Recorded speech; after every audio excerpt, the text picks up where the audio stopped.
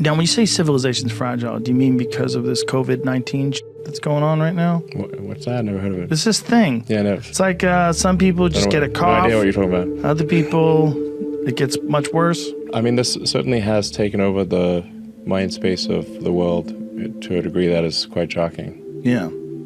Well, out of nowhere. That's what's crazy. It's like you go back to November, nothing. Now here we are, December, January, February, March, April, May, 6 months. Totally different world. I kind of saw this whole thing play out in China before it played out in the U.S. So it's kind of like watching the same movie again, but in English. I think the mortality rate is much less than what say the World Health Organization said it was. It's very much less. It's like probably at least an order of magnitude less. Well, it seems to be very deadly to very specific kinds of people and people with specific problems. Yeah, I mean, if you can look at the mortality statistics, by age and whether they have comorbidities, like do they have like basically existing conditions, and by age, if you're below 60 and have no serious health issues, the probability of death is extremely low. It's not zero, but it's extremely low. They didn't think that this was the case, though, when they first started to lock down the country. Do you think that it's a situation where once they've proceeded in a certain way, it's very difficult to correct course?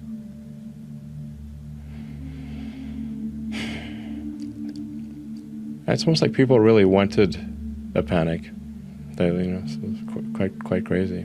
But in some places, a panic is deserved, right? Like if you're in the ICU in Manhattan and people are dying left and right, and everyone's on intubators, and it seems like when you see all these people on ventilators and so many of them are dying, and you see these nurses are dying and doctors are getting sick, in some places that fear is justified, but then in other places, you're reading these stories about hospitals that are essentially half empty. They're having to furlough doctors and nurses because there's no work for them.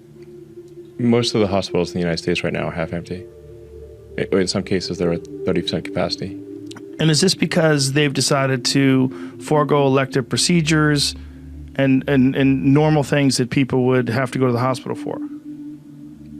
Yes, I mean, and we're not talking about just some of these elective procedures are quite important. Yes. Like it's like you have a bad heart. Gallbladder disease, yeah, sure. Yeah, and you need a triple bypass. It's like sort of elective, but if you don't get it done in time, you're going to die. Yeah. Elective's a weird word. Yeah, elective. It's not like, hey, I want to.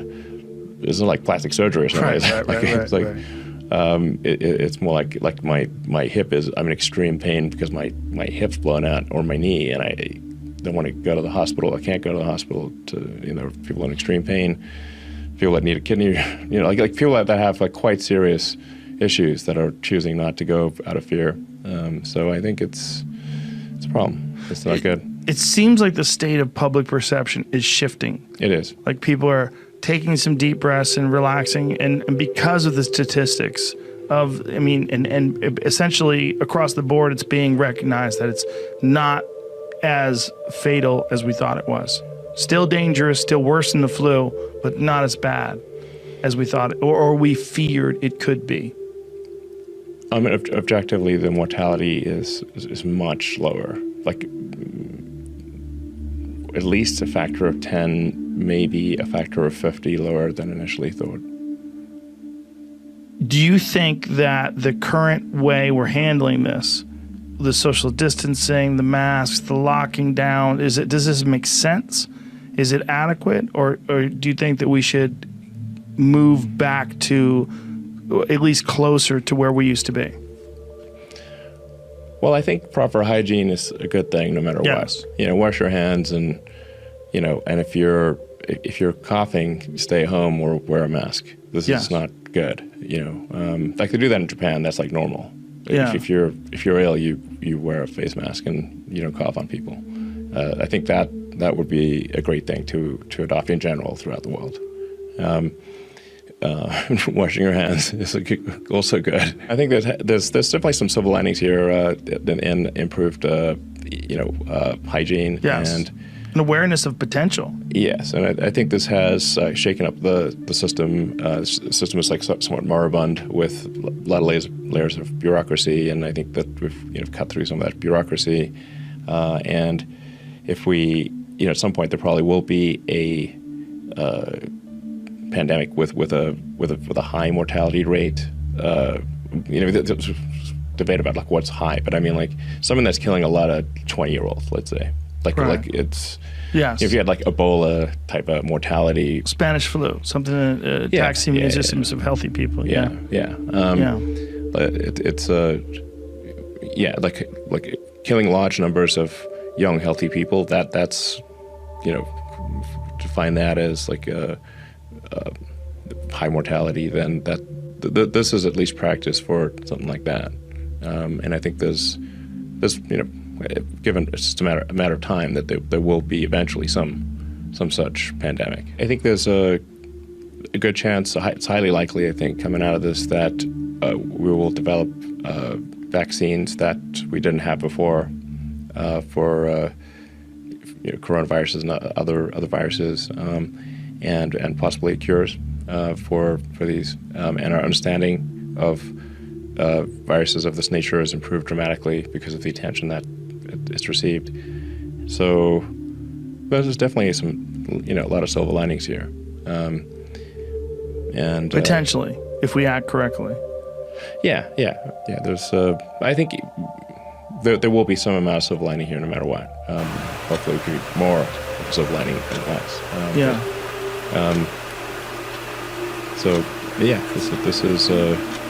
This is kind of like a practice run for something that had a potential that might in the future have a serious, like a really high mortality rate. And we kind of got to go through this without it being something that kills, vast numbers of young, healthy people. There's two arguments, right? The one argument is we need to keep going, protect the weak, protect the sick, but let's open up the economy. The other argument is stop placing money over human lives and let's shelter in place until we come up with some sort of a decision, and let's figure out some way to develop some sort of a universal basic income plan or something like that to feed people during this time while we make this transition. I think there's as I said, my opinion is if somebody wants to stay home, they should stay home. And if somebody doesn't want to stay home, they should not be compelled to stay home. That's my opinion. Do you think if somebody doesn't like that, well, that's my opinion. This notion though that you can just sort of send checks out to everybody and things will be fine is not true. Obviously, there's some people have this absurd view that the economy is like some magic horn of plenty, like it just makes stuff, whatever. It just there's a magic horn of plenty, and the goods and services they just come from this magic horn of plenty. And then if somebody has more stuff than somebody else, it's because they took more from this magic horn of plenty. Now let me just break it to you, the fools out there. If you don't make stuff, there's no stuff. Yeah. So if you don't make the food, if you don't process the food, you don't transport the food, and whether medical treatment, getting your teeth fixed, there's no stuff. I would become detached from reality. You can't just legislate money and solve these things. If you don't make stuff, there is no stuff. Obviously. We'll run out of the stores. We'll run out of the machine just grinds to a halt. What's the way out of this? What do you think is if you had the president's ear, or if people wanted to just listen to you openly, what do you think is the way out of this? So let's clear up the data.